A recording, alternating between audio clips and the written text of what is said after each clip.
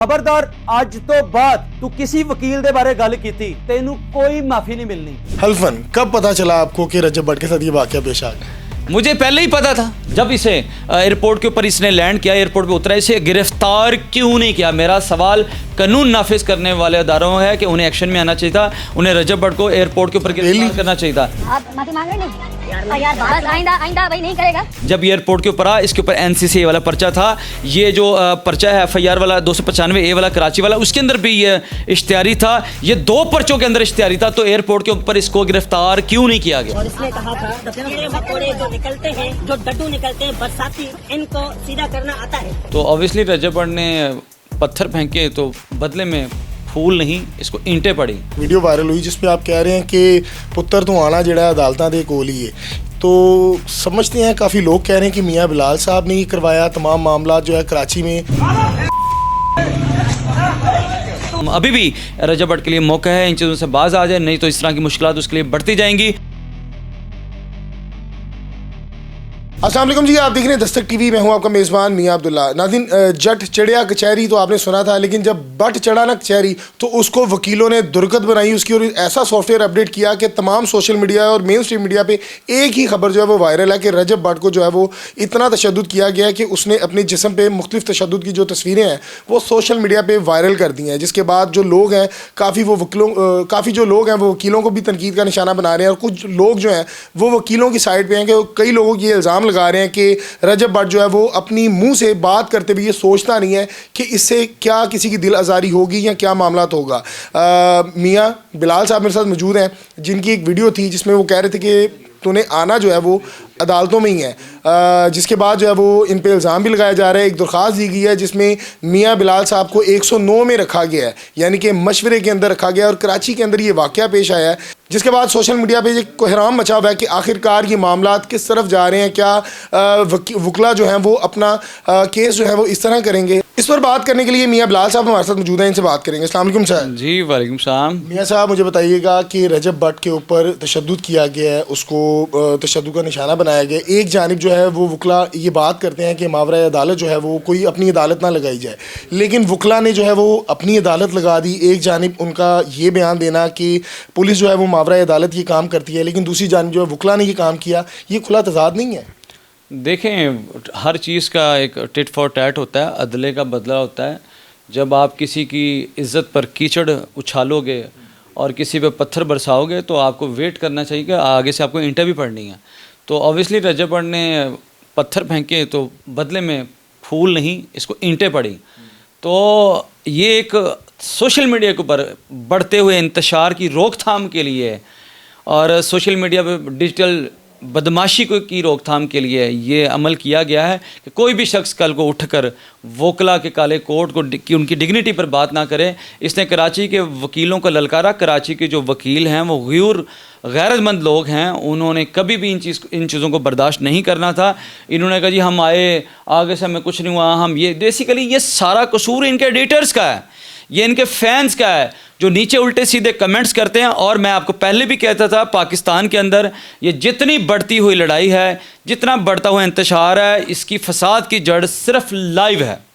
जब आप लाइव के ऊपर बैठते हैं तो नीचे लोग जानबूझकर ऐसे कमेंट पास करते हैं जिसकी वजह से आप लोग गुस्से में आ जाते हैं, और इस तरह आपके मुंह से कोई ना कोई ऐसा लफ्ज़ निकल जाता है या ऐसे अल्फाज निकल जाते हैं जिसकी आपको कल को मार खानी पड़ती है। और इसी तरह हुआ कि इसने कराची के वकीलों को ललकारा और इसे ये खमियाजा भुगतना पड़ा। अच्छा मियाँ साहब, मुझे बताइएगा कि ये ट्रेंड आपकी जानिब से चलाया गया, क्योंकि एक वीडियो वायरल हुई जिसमें आप कह रहे हैं कि पुत्र तो आना जड़ा अदालतां दे कोल ही है।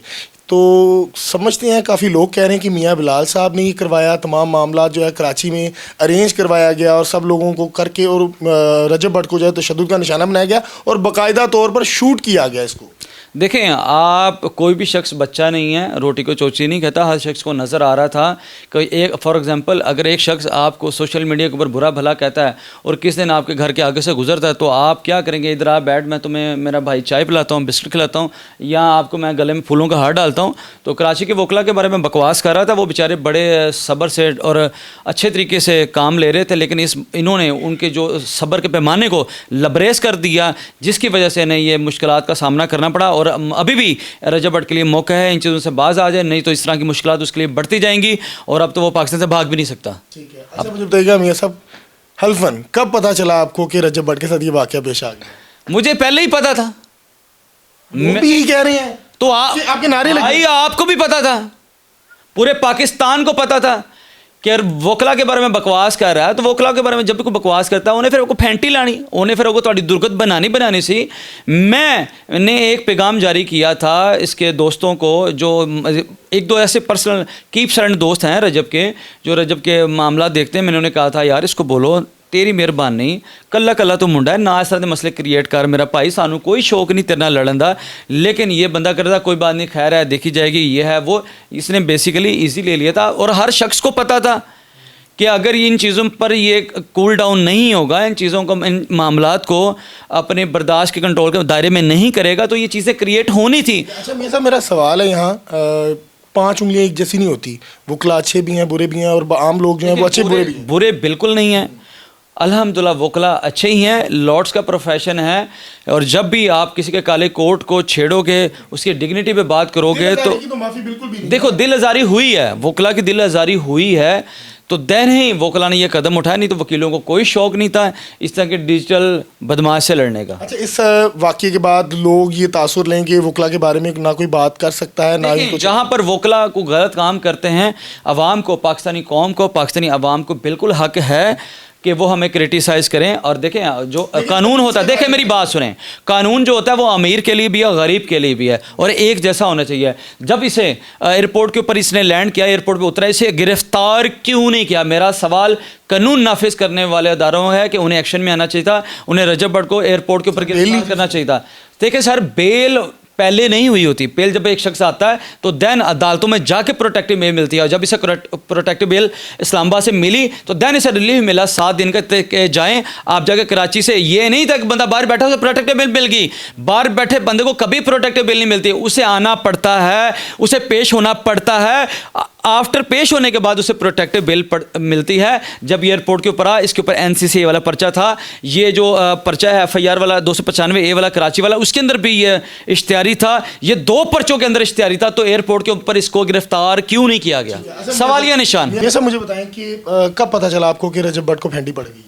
देखिए मैं लेटा हुआ था सुबह 11 बजे के सब मिनटों पर, तो मुझे छोटे भाई ने आके बताया कि रजब भट्ट ने कोर्ट पे आ गई, तो मैंने उस पर कोई वंडरफुल या कोई बता खुशी का या तब बता हैरानगी का इज़हार नहीं किया, मेरे पता से यह काम होना ही होना है, अपनी करतूतों से बंदा मार खा रहा है, तो मैंने कहा कोई गल नहीं है, मैं मोबाइल साइड पर रखे थे, मैं जल्द सो गया। अच्छा, लोग ये समझ रहे हैं और एक मेरा सवाल भी है कि अगर मैंने फेम लेना हो तो मैं रजब भट्ट के ऊपर वीडियो लगाऊँ, हाँ की हाल जे हूँ सुकून जे रजब भट्ट कोर्ट पे आएगी, देखे मैंने कोई भी एक ऐसी वीडियो अपलोड की, ओ भाई मुझे ज़रूरत ही नहीं है इसका नाम लेकर फेम लेने की, बल्कि इसको ज़रूरत है ये हमारा नाम लेता है फेम लेने के लिए। ठीक है। अच्छा, आप मुझे बताइएगा कि लोग ये कह रहे हैं और काफ़ी लोग कमेंट सेक्शन में आपको भी टैग कर रहे हैं और वहाँ आपके नारे भी लगे, क्या आपकी उससे कोई दुश्मनी, कोई अदावत या आपको कोई उसके ज़ात से कोई मसला मसाइल है? देखिए मुझे उसकी पर्सनल ज़िंदगी से कोई लेना देना नहीं, मुझे उससे भी कोई लेना देना नहीं। मैं हमेशा एक बात कहता आ रहा हूँ कि जो शख्स वकला के बारे में बात करेगा, फ़ौज पाकिस्तान के बारे में बात करेगा या किसी भी इदारे के बारे में बात करेगा, देन उस शख्स से मेरी लड़ाई होगी। अदरवाइज़ वो खुद वो क्या करता है वो क्या नहीं करता, उससे मेरा कोई लेना देना नहीं है। ठीक है। अब 6 तारीख को रजब भट्ट जो है वो